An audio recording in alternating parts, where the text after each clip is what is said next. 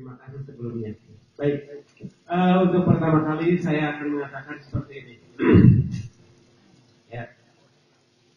Kenapa Anda bisa di sini semua?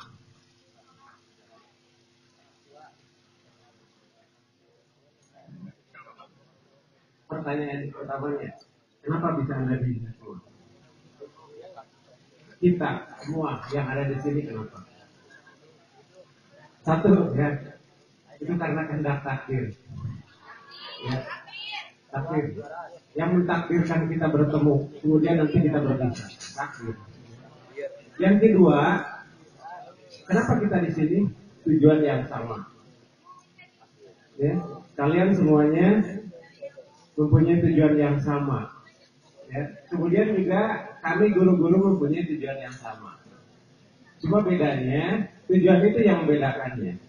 Ya. Kalau kalian tujuannya adalah belajar, kalau kami ini bekerja, mengajar, itu.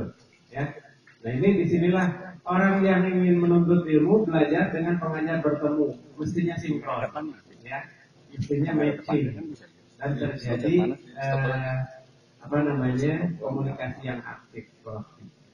Yang ketiga karena kita sehat. Cuma dari ada yang saja. Bukan penyakit jantung, bukan penyakit tumor dan lain sebagainya saja orang bisa meninggal. Emang Romehan tidak bisa meninggal? Yang punya penyakit di ujung-ujung naon sih karena itu kita. Emang kekeongan itu bisa meninggal? Dengan kekeongan saja bisa orang meninggal. Itu karena tidak sehat kakinya. Orang yang sedang sakit kekeongan naik motor, rasa jatutan intinya di jalan sehingga tidak mampu mengendalikan ada lubang di depannya, nggak ada berat terus saya nggak ada terus kaki lain kan payah oke kan akibat kekeongan kan itu kan nah, seperti itu ya. Kemudian yang disebut dengan sehat menurut pengertian kesehatan ilmu kesehatan olahraga. Seseorang dikatakan sehat paripurna dalam istilahnya adalah apabila mempunyai kesehatan fisik dan rohani atau jasmani dan rohani. Sedangkan yang disebut dengan sehat rohani itu seperti apa sih? Jiwanya sehat seperti apa? Kadang-kadang kita suka membatasi ya. Yang namanya disebut orang tidak sehat jiwanya adalah orang yang gila kan? Titik. Padahal di situ koma harusnya. Ya. Karena yang disebut dengan sehat jasmani, sehat rohani itu bukan tidak gila saja, dan orang gila itu bukan cuma sakit jiwa yang katakanlah kalau disebut tahapan ada tahapan. Orang yang sehat jasmani jiwanya itu, ya, ada 3 macam yang perjalanannya menuju ke arah gila. Membuat rambu-rambu sudah dimulai dari galau. Tahu galau? Keadaan jiwa yang tidak stabil, galau. Kalau Anda terlalu lama dalam kondisi galau, mengakibatkan depresi. Apa itu depresi? Yang tadinya galau, kemudian depresi. Kalau depresi kadarnya sudah mulai ada tekanan. Sehingga pada saat-saat tertentu kadang-kadang dia kadang-kadang tertawa sendiri, kadang mengurung sendiri, kadang teriak sendiri, itu depresi. Dengan orang mengatakan gila. Jadi kalau mengatakan orang yang sakit jiwa gila saja, enggak. Anda pun banyak di sini yang sakit jiwa. Merasa enggak? Ya merasa lah. Kita datang itu setengah genap jam 8, kan itu sudah gila itu. Sakit jiwa. Tahu aturannya seperti itu. Itu kan pelanggaran-pelanggaran yang diinginkan oleh hatinya itu tidak masuk akal. Ya. Gitu. Ya, kemudian kekebalan tubuh seseorang itu dibangun oleh aktivitasnya sendiri masing-masing. Ya. Ibaratnya kalau Anda dari kecil sudah berpola hidup sehat, aktivitas yang baik itu menanjak terus. kemudian pada saat remaja juga Anda tidak pernah berhenti berolahraga dan lain sebagainya. Itu pada saat Anda beraktivitas berolahraga itu pada dasarnya itu sedang membangun kekebalan tubuh. Sehingga kalau misalnya Anda hujan-hujanan, naik motor dan lain sebagainya tidak pernah pakai jaket, itu nggak pernah sakit. Kenapa? Anda itu sedang mantap-mantapnya kekebalan tubuh Anda itu. Sedang bagus-bagusnya. Nanti suatu ketika memasuki fase tertentu itu ada proses. Ya. Misalnya memasuki tidak seperti itu. Ya. Perhatikan nutrisinya. Protein untuk kecerdasan, ya, seperti omega 3 yang terdapat dalam ikan. Ini orang Indonesia yang aneh-anehnya juga. Orang Jepang walaupun kecil seperti itu takdirnya sama kita, tapi mereka cerdas-cerdas loh. Kenapa? Karena mereka itu maniak makan ikan. Ya. Tetapi makan ikan mereka itu benar-benar makan untuk kecerdasan. Ya. Bukan untuk kesenangan. Rata-rata kita makannya untuk kesenangan. Seleranya selera mulut. Ya, selera mata. Tidak berpikir bahwa itu baik kesehatan atau tidak. Tidak, orang Jepang tidak makan jengkol kok. Ya. Orang pintar tuh nggak makan jengkol, nggak makan petai. Tapi orang Indonesia, Anda itu harus beatnya yang tinggi. Kalau orang mengatakan aerobik, aerobik itu bukan senam ya, awas. Aerobik itu bukan senam. Cuma ada senam yang mengejar pada perhitungan aerobik. Aerobik itu apa? Perhitungan kapasitas kardiovaskuler atau daya pompa jantung di dalam tubuh. Maaf perhatian sebentar bagi kelas 3 atau kelas 12 yang akan mengingat. Kalau melebihi dari batas bawah kemampuan tubuh kita bukan jadi sehat malah jadi sakit. Ya. Anda badannya 30 atau 40 kilo, mengangkat mengangkat beban tiba-tiba 40 kilo, ya parotong tulangnya. Ya. Tapi kalau lewat latihan secara bertahap, Anda ngangkat dulu 10 kilo, ya, 10 kilo, terus berlatih, kemudian naik 12 kilo, sampai akhirnya mencapai 40 kilo, itu tidak masalah, karena melalui tahapan proses. Tapi kalau tiba-tiba jangan, ya. Gitu. Nah, sekarang yang saya ingin katakan bahwa setiap aktivitas olahraga menghasilkan dampak terhadap tubuh juga, mengakibatkan tubuh menjadi sehat. Kesehatan tubuh itu sangat penting untuk melakukan aktivitas-aktivitas selanjutnya. Ya. Nah, hubungannya dengan mampu mengeluarkan atau berkata-kata secara efektif. Ya. Kemudian juga mampu secara lisan dan tulisan juga meramu kalimat-kalimat, ya, untuk berbicara baik lisan maupun secara efektif.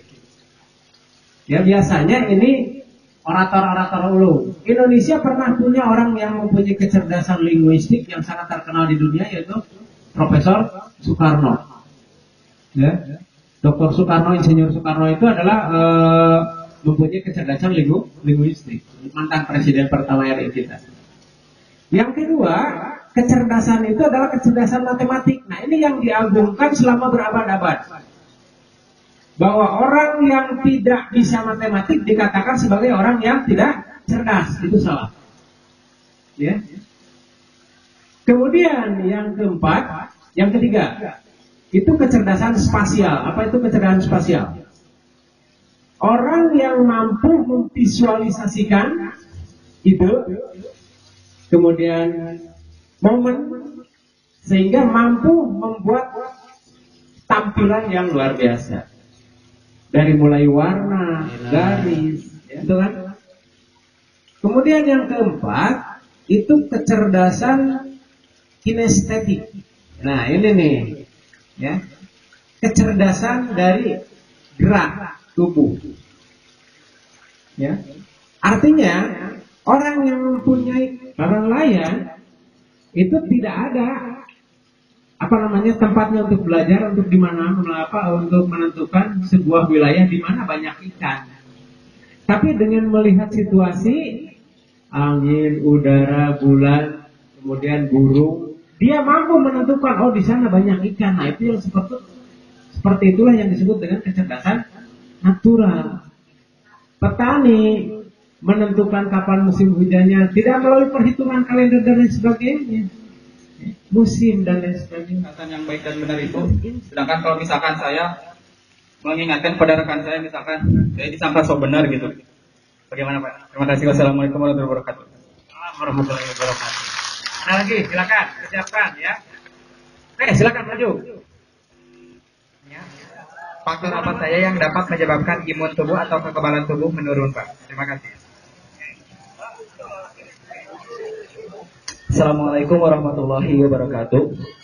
Pak ingin bertanya, ada yang bilang ya kalau manusia itu kuat karena pikiran. Kalau pikiran kacau, semuanya pasti kacau. Tapi saya selalu menerapkan Pak sugesti yang baik. Contoh saya memaksakan diri. Contoh ya, saya mati-matian gitu Pak kerja. Contoh ya, kerja yang berat. Tapi di pikiran saya selalu always positif bahwa saya bisa. Dan itu gimana Pak?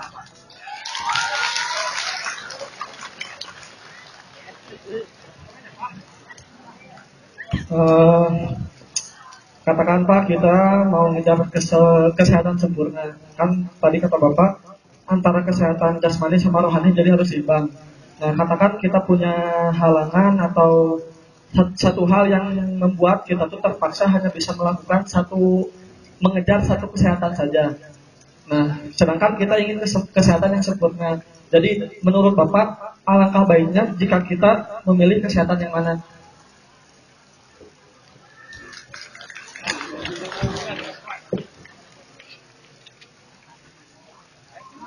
Assalamualaikum warahmatullahi wabarakatuh.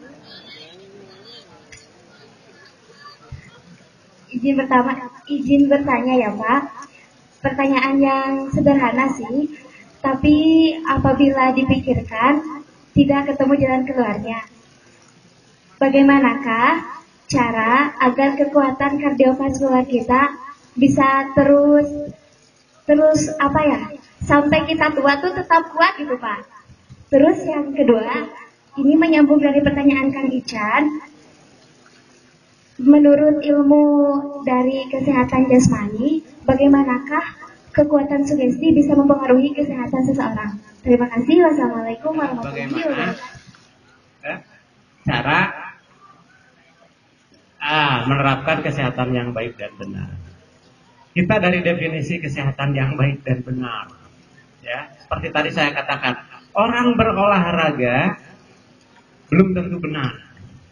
Ada olahraga yang memang dipastikan itu adalah olahraga yang benar dengan ketentuan dan aturan yang sudah ditentukan. Yang tidak benarnya yang seperti apa? Orang yang berolahraganya dengan durasi yang tidak jelas. Ya, misalnya olahraga yang tidak benarnya, minggu ayeuna ente daek lari, 2 minggu gitu. Kayak daek itu ya, yang kurang bagus seperti itu. Yang baik itu adalah yang rutin. Ya. Olahraga apa? Olahraga apapun yang kamu lakukan, tetapi kamu harus tahu bahwa olahraga itu manfaat bagi tubuh Anda. Ya. Contoh misalnya olahraga yang kamu ambil, misalnya angkat besi, belum tentu Anda. Saya katakan tadi yang namanya Anda itu sekarang sedang membangun imunitas. Semakin banyak aktivitas Anda, itu akan semakin bagus kekebalan tubuh Anda. Ya. Walaupun tadi nanti saya katakan ada batasnya. Begitu Anda sudah mencapai 30 tahun, itu kekebalan tidak akan menaik. Tapi walaupun Anda terus berolahraga, tapi lurus. Pertahankanlah di lurus itu, jangan sampai menjadi turun. Karena pada saat turun itulah berbagai macam penyakit akan datang. Ya, nah, bagaimana cara memeliharanya? Memeliharanya ya jelas. Pertama, Anda jangan pernah berhenti beraktivitas berolahraga. Karena hanya dengan itu. Yang kedua, terapkan pola hidup yang sehat. Pola hidup yang sehat itu seperti apa? Istirahat pada waktunya, bekerja pada waktunya, belajar pada waktunya, juga makan pada waktunya. Makan yang banyak belum tentu menjadi sehat. Orang-orang yang makannya banyak biasanya obesitas. Ya. Orang barat tinggi gede. Ya, istilahnya postur tubuhnya tinggi-tinggi, bukan rakus, tetapi makan sesuai dengan porsi. selalu berpikiran yang sehat dalam agamanya itu apa? Husnudon itu melahirkan sugesti yang bagus. Tetapi pada prakteknya kadang-kadang sulit diterapkan karena fakta yang kita hadapi kadang-kadang juga tidak sesuai dengan sugesti. Saya melakukan segala sesuatu ternyata sulit juga. Padahal sugesti saya bahwa saya harus bisa. Tidak masalah apa yang telah kamu lakukan selama kamu melakukan itu dengan niat tulus, dengan niat baik, walaupun kenyataannya kamu tetap tidak berhasil, artinya jangan lupa bahwa keberhasilan bukan milik manusia. Keberhasilan itu adalah takdir juga. Ya. Harus berprasangka baik. Usaha kita hari ini yang terus-terusan ternyata belum dikabulkan. Mungkin suatu ketika atau hari lain tadi walaupun tidak gila, mampukah hidup bermasyarakat? Tidak. Kemudian kita mengambil salah satunya misalnya hanya mengambil kesehatan rohani saja, mengabaikan juga kesehatan jasmani. Mungkin juga tidak mungkin. Keduanya